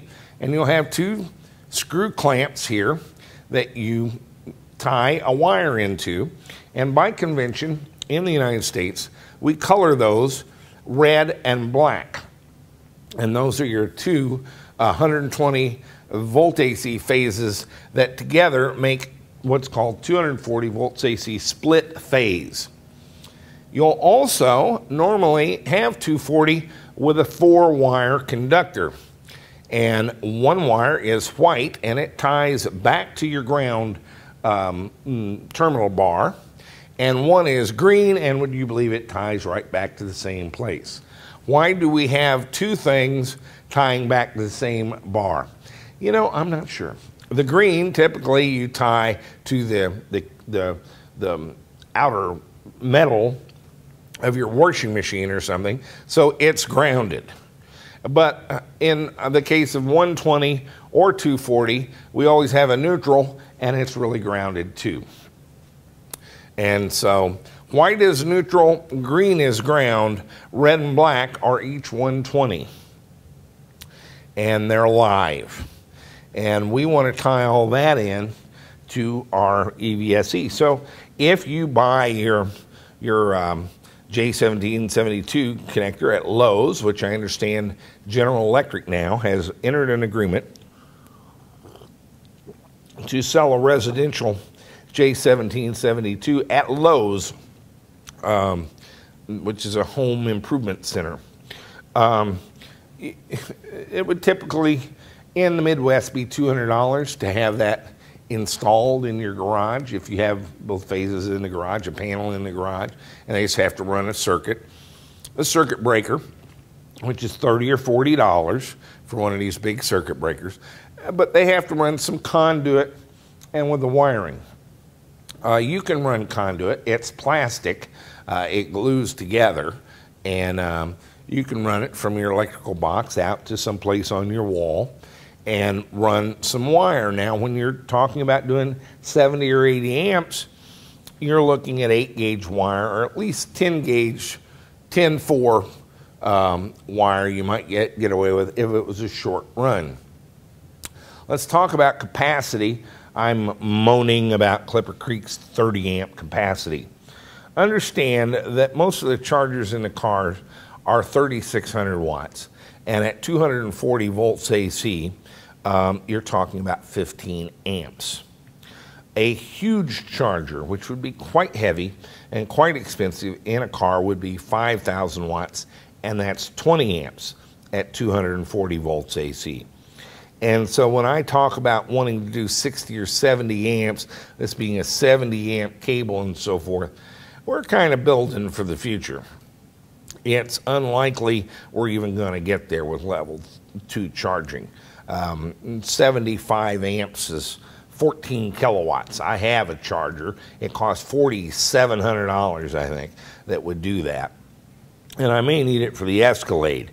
So overkill always being appropriate. But in truth, 3,600 or 15, 20 amps is more than you're going to need, and that 30 amp Clipper Creek will never see 30 amps, I can't believe. So don't get too carried away with the 240 volts AC. I kind of inflate everything in my mind. Let's talk about some of the other components. This is David Kurzel, Modular EV Power's J1772 control board. I showed you the control board in the Clipper Creek. This performs precisely the same function. It has some inputs.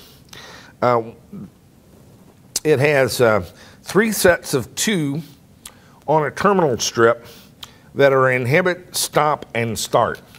You can put switches on your box and simply wire the 2 lugs of each switch to those 3 things, and it'll let you stop and start the thing manually, and the inhibit will prevent the car from starting it.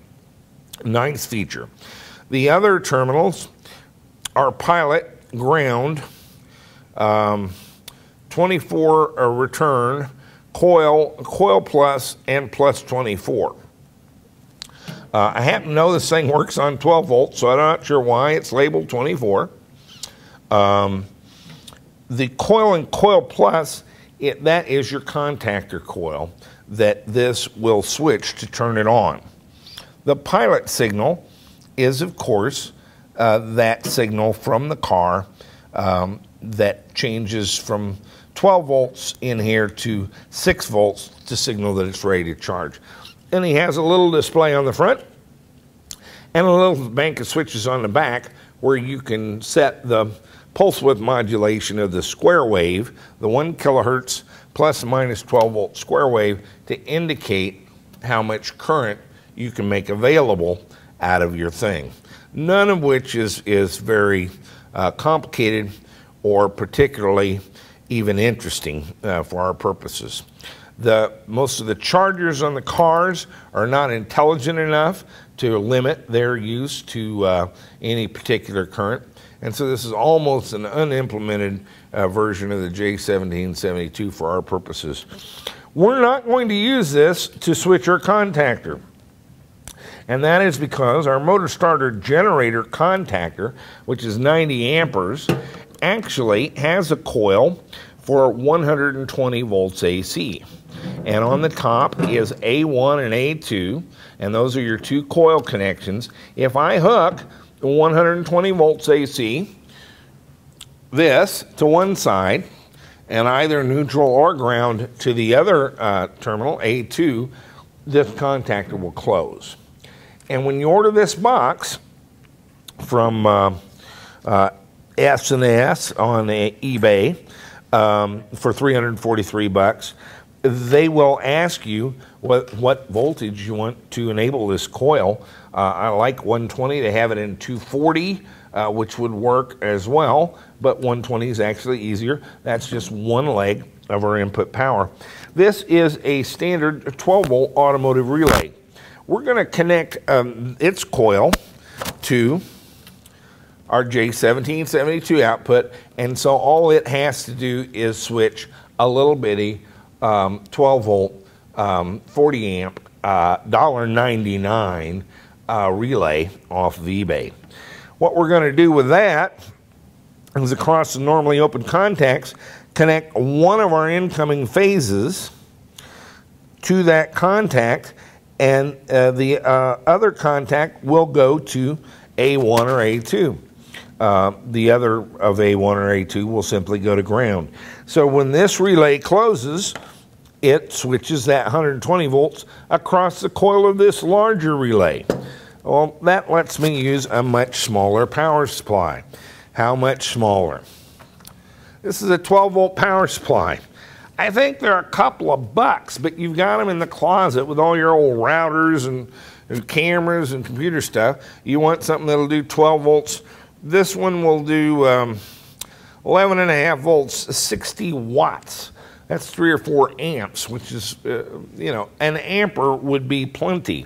All we're going to run with the 12 volts is this relay, and that's it. It will route 12 volts out the proximity wire, which is pin 4 right here of your plug. Pin 5, recall, is your proximity. Pin 4 is the co-pilot, and that's what I mean, I'm sorry. Co-pilot signal is the 12 volt square wave, and that's what this is going to put out on there.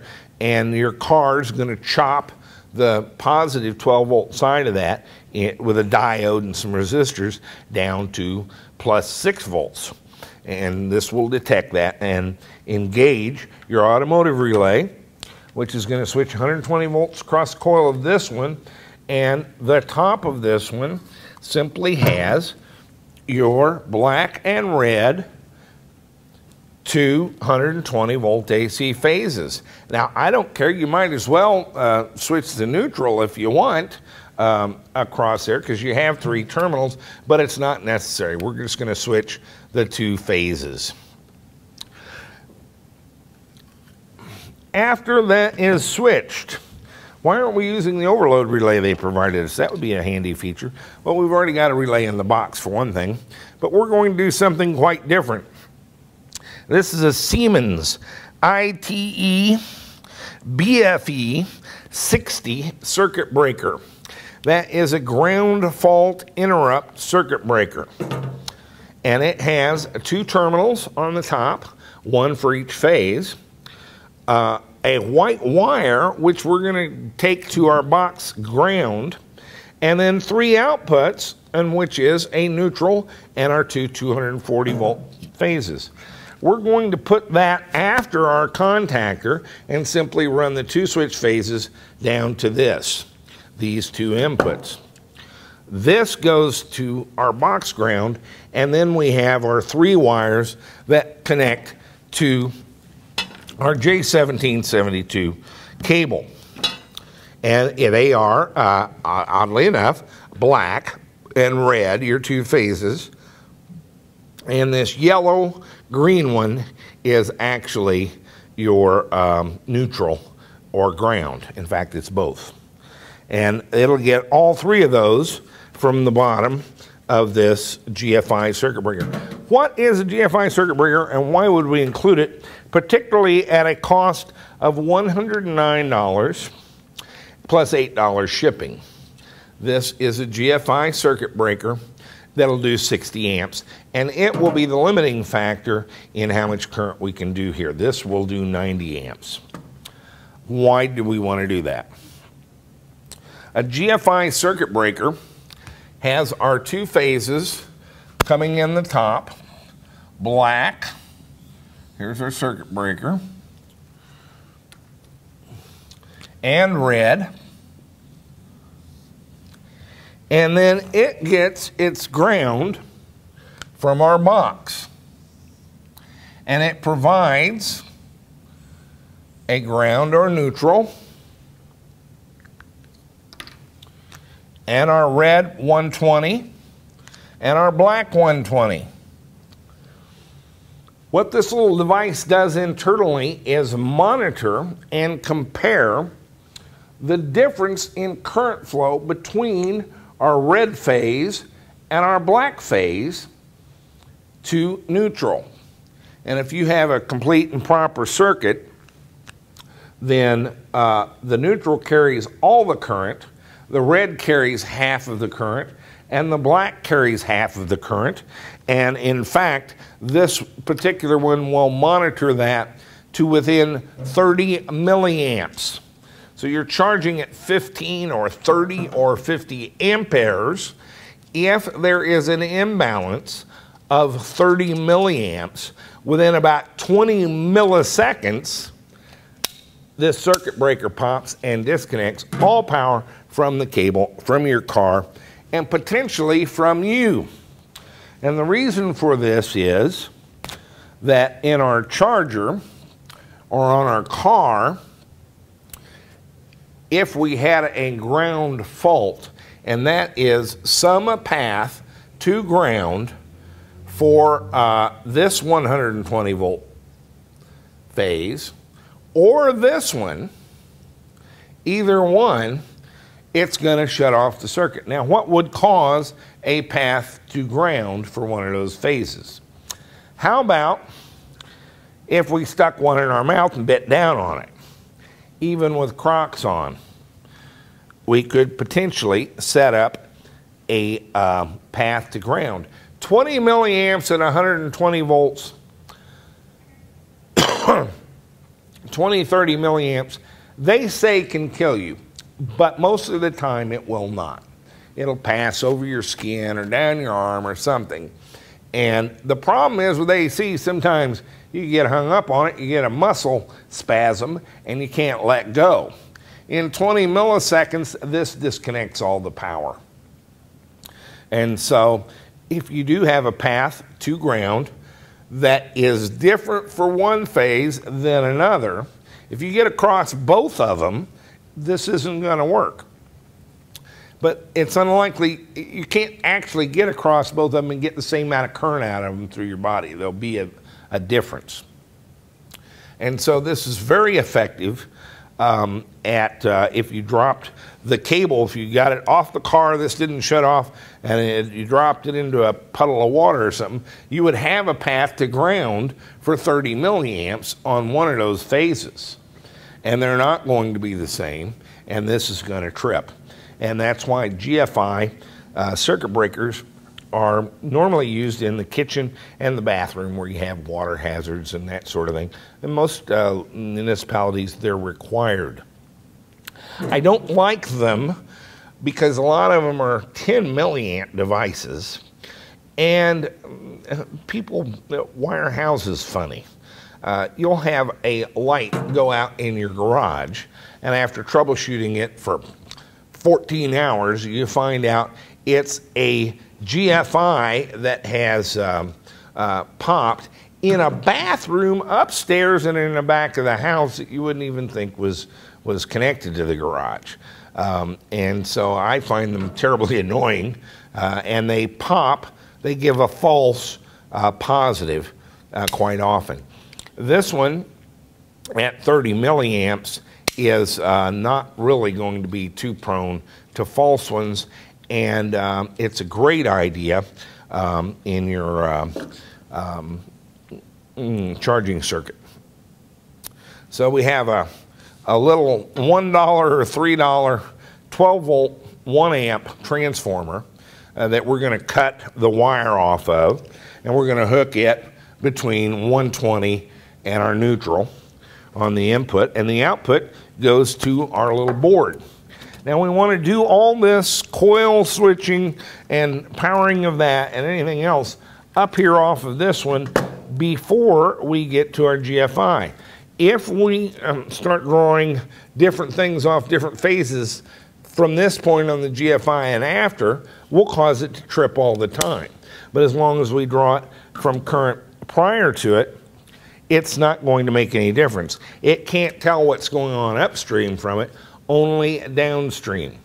And so you hook up your two things, the current through those two legs and back through the neutral, which it's going to compare with this one, is what will trip it.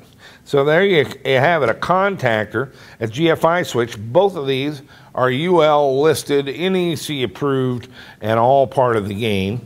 So is your enclosure box, which we would probably cut a hole out of so we can see this little window.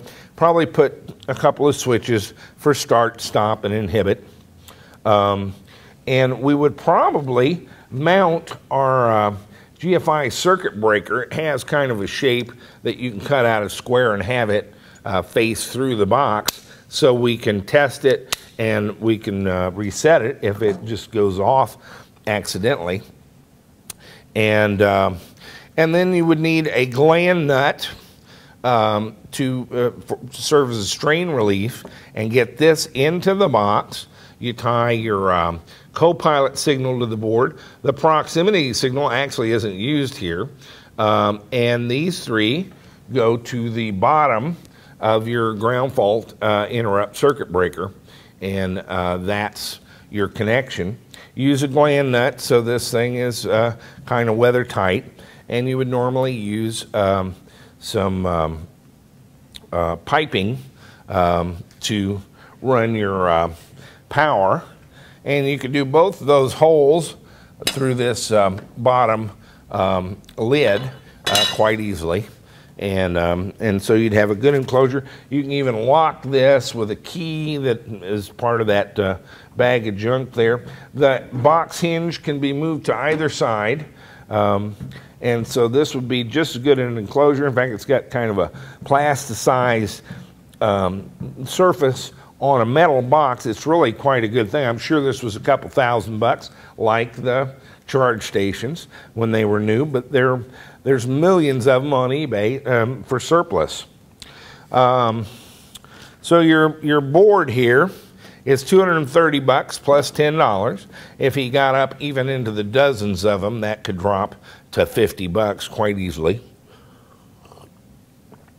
Our Chinook J1772 plug connector was $175 plus $25 shipping. We've got $1.50 in an automotive relay. You need a 12 volt supply. I've actually got a little chassis supply coming from Hong Kong for $11.35, but this would be overkill. And so you're looking at about $900 for the whole pile and an afternoon to wire it up, and it wouldn't be at all hard to do. I'm not going to show you how to drill holes in a box and mount your 4 tabs for your contactor securely. or similarly cut a hole to have this poke through and put a strap around it or something to hold it in position, or how to glue your relay to the side of the contactor.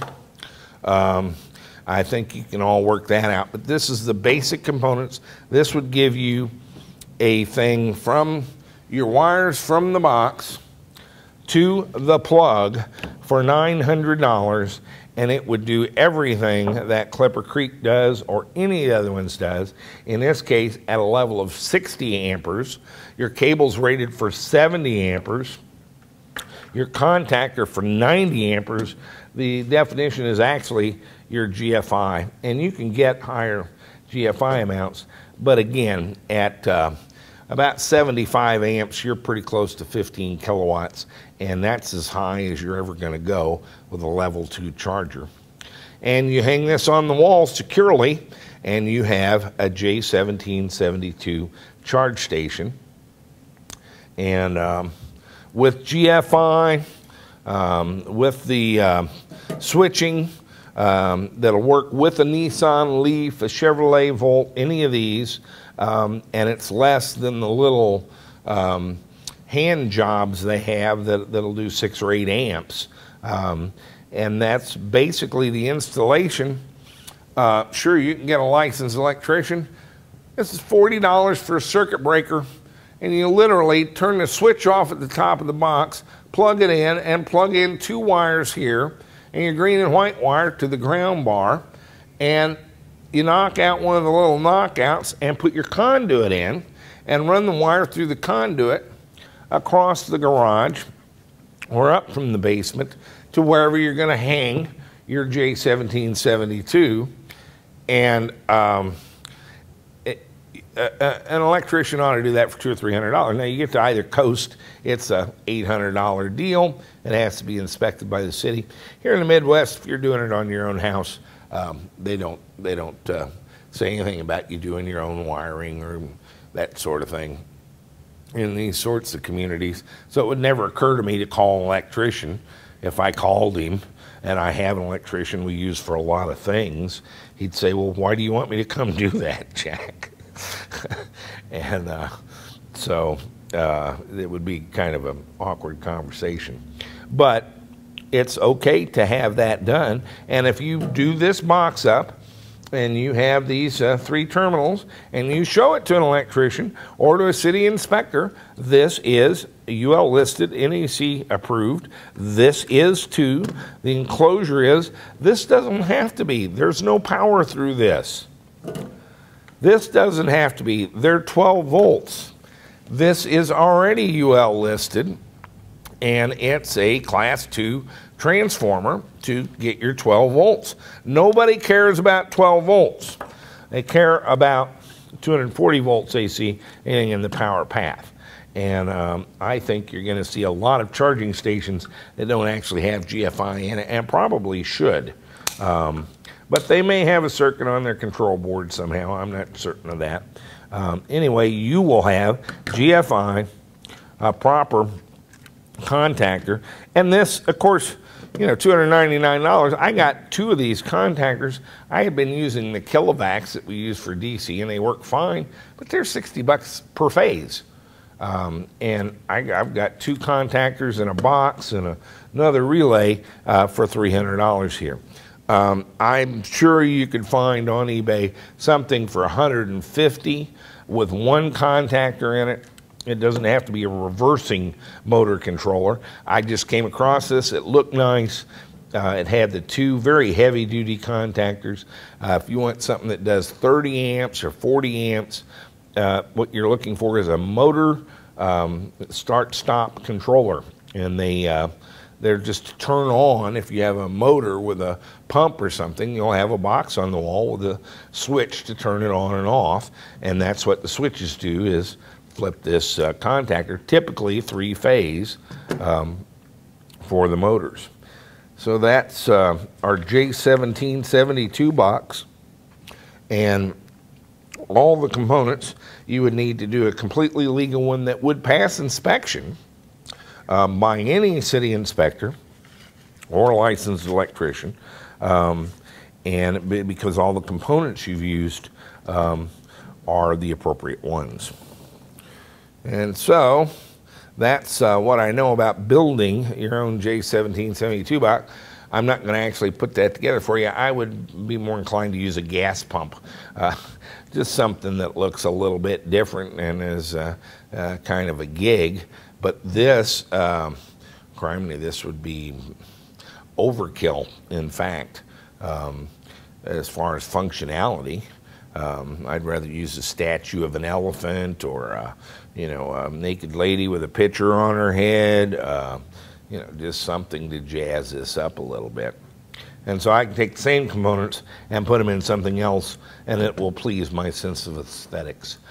Back to you, Ted. Master Flux proudly presents the Sierra Series brushless DC variable speed electric compressors.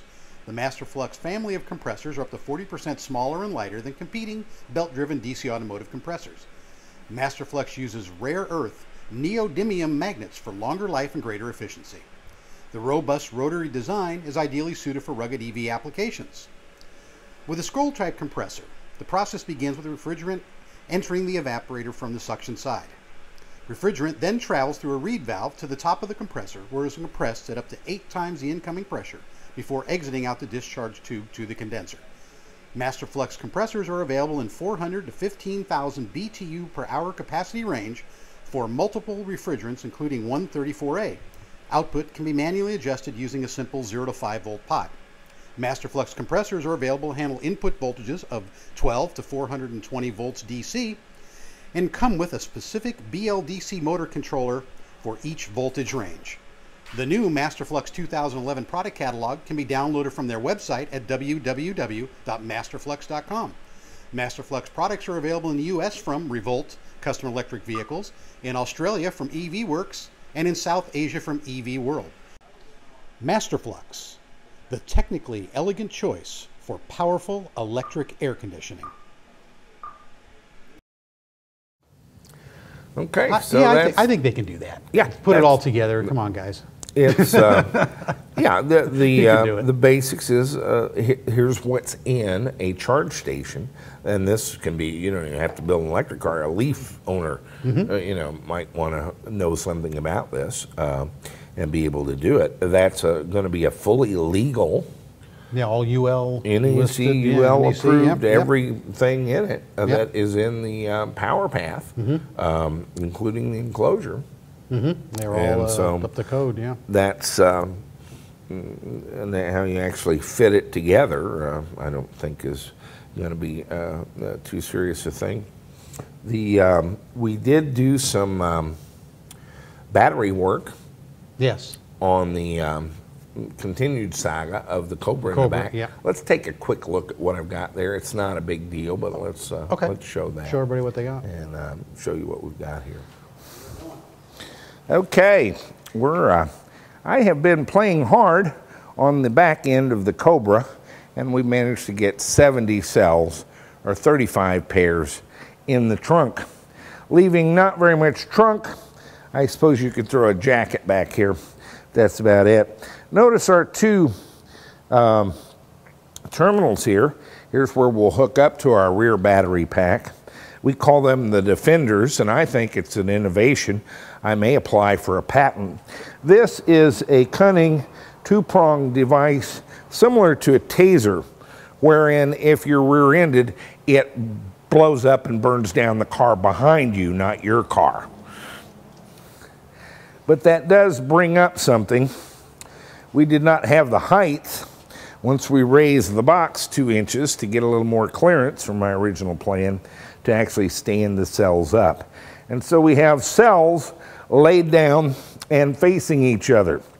Carl's 3-piece box also had to go by the wayside because we needed a little more room between the cells. Since these cells are about 4 or 5 inches apart and facing each other, we just had room to kind of put them together in groups, lay them down, get our top straps in there very, very carefully. I used a store-bought insulated wrench mostly to keep from shorting anything. This is a 1,000-volt insulation on a 1/2-inch wrench, and that came in handy. And we wired these upper cells to the lower cell box. One cable goes to our negative terminal, the other goes to the negative terminal of the lower box full of batteries, which then terminates in the upper thing. I've actually pre-balanced all of these going in to 2.75 volts each. But they face each other with all these straps. In the event of a collision, they would be driven into each other and would probably explode right behind your head. This is some very high technology material. It's made by Weyerhaeuser, and it's porch decking, and it's called Color Fast Deck. Most of the guys at the hardware store will call it C-Deck. It's actually made from compressed scrap milk cartons. It's recycled plastic, and as such it has a huge dielectric strength, but it's also very, very strong. We use it for porches here.